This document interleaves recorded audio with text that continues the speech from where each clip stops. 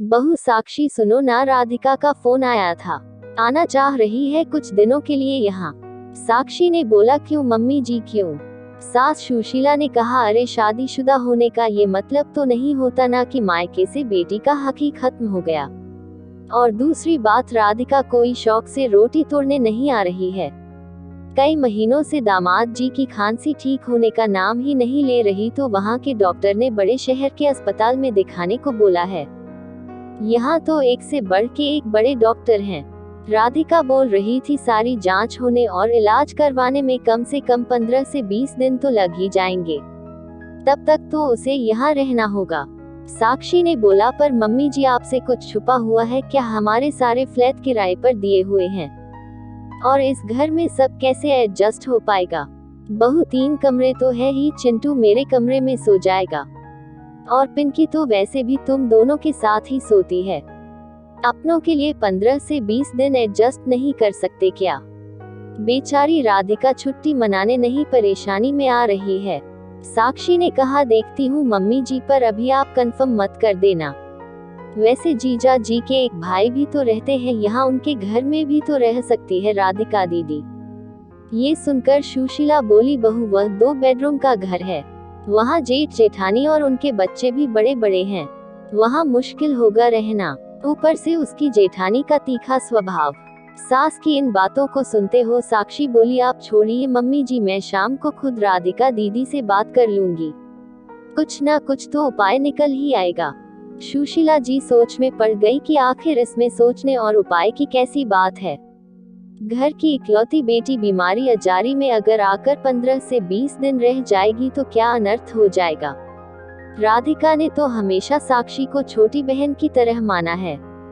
शायद राधिका का तौर तरीके सिखाना और उचित सलाह देना पढ़ी लिखी साक्षी को पसंद नहीं आया और वो मन ही मन उससे खार खाने लगी और पसंद नहीं करने लगी। दामाद जी नौकरी पेशा वाले थे और बच्चे स्कूल जाने वाले, तो वैसे भी कभी 1 से 2 दिन से ज्यादा नहीं रुकी राधिका। लेकिन उतने कम दिनों में भी साक्षी उससे कटी कटी रहती। साक्षी का बदलता रवैया देखकर राधिका ने उसे सलाह मशवरा देना भी बिल्कुल बंद कर दिया था। पर साक्षी का स्वभाव नहीं बदला और शायद इसी कारण से साक्षी नहीं चाहती थी कि राधिका यहाँ आकर रहे। पर मायका होते हुए बेटी होटल में रहे ये भी तो शोभा नहीं देता। और फिर वो राधिका को कैसे कहेंगी कि वो यहाँ आकर ना रहे, वो भी तब जबकि उसका बर्ताव बुरा नहीं है। दीदी कल से 4 बार फोन कर चुकी हूँ, आप फोन क्यों नहीं उठा रही हैं? साक्षी ने तल्ख लहजे में राधिका से कहा। राधिका ने कहा क्या बताऊं भाभी, कल से हमारे बगल में इतना हंगामा मचा हुआ है कि उसी में उलझी पड़ी हूँ। हमारे बगल वाले भैया ने अपनी जमीन बिल्डर को दे दी। अभी 8 दिन पहले उस बिल्डर ने नीचे एक बड़ा सा शॉपिंग कॉम्प्लेक्स और ऊपर फ्लैट बनाने की बात की। भैया को 20 फ्लैट में से 6 फ्लैट देगा और 20 दुकानों में से 10 दुकान देने की बात हो गई थी। काम शुरू होने ही वाला था कि उनकी दोनों बहनें आ धमकी और अपना अपना हिस्सा मांगना शुरू कर दिया। और भैया कह रहे हैं सब बांट ही देंगे तो हमारे पास क्या बचेगा? तुम लोगों की शादी और दहेज में तो खर्च किया ही था, अब इसमें से कुछ नहीं मिलेगा। पर बहनों ने कोर्ट जाने की धमकी दी और पुलिस दरोगा बुलाकर काम भी रुकवा दिया और बोली पिताजी का घर रहता तो हम हक ना मानते, पर जब उस पर भाई इतना लंबा चौड़ा बिजनेस कर रहा है तो हमें भी अपना हिस्सा चाहिए। दोनों पक्षों को समझाने में सबके साथ मैं भी व्यस्त थी। भाभी आप तो मेरी आदत जानती ही हो, इस चक्कर में फोन नहीं देख पाई। इस तरह से नंद और भाभी में लंबी बात चली। बोलो भाभी आप क्या कह रही थी?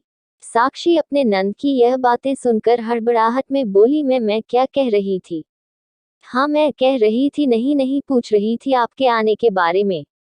अब जीजा जी कैसे हैं, कब आने का प्रोग्राम है आपका? राधिका ने बोला भाभी कल से थोड़ा सुधार लग रहा है, डॉक्टर ने जो दवाई बदली है शायद अब असर कर रही है। साक्षी बोली ना दीदी ना रिस्क मत लो, एक बार आकर सारी जांच करवा लो। साक्षी की यह बात सुनते ही राधिका कहती है ठीक कहती हो भाभी, सच कहूं तो मन में बड़ा संकोच था। अभी तक माँ तो बुला रही थी पर तुम्हारा फोन नहीं आया था तो कदम नहीं उठ रहे थे वहां आने के लिए। भाभी ना मुझे आपके पैसे चाहिए ना आपकी प्रॉपर्टी। ढेर सारा प्यार और मान सम्मान मिलता रहे तो मायके जाने का उत्सव बना रहता है। साक्षी अपने स्वर में मिठास घोलते हुए बोली, दीदी आपका घर है, जब आओ जब जाओ। और प्यार मान सम्मान आपको नहीं मिलेगा तो किसे मिलेगा? भला कोई और बेटी थोड़ी ही है इस घर की। भले ही ऐसे फोन करती ना करती, जीजा जी की तबीयत की बात थी तो फोन करना ही था। साक्षी फोन रखने के बाद सोचने लगी कि मैंने तो सोचा था कि अपनी नंद से कहूंगी, दीदी मैं तो कुछ दिन के लिए मायके जाने का सोच रही हूँ, आपको आना हो तो आ जाओ।